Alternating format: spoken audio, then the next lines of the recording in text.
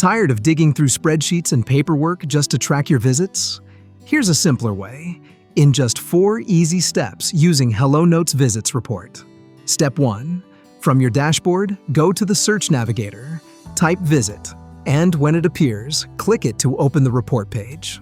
Step 2. Filter the results by Office, Patient Name, Provider, Attendance Status. Step 3. Set your desired date range to retrieve the records you need. Step 4. Click Generate Report. You'll get a detailed visits report that includes office name, date and time, patient's name, case, provider, visit type, attendance, total visits, total number of reports. Fast, easy, hassle-free. That's HelloNote.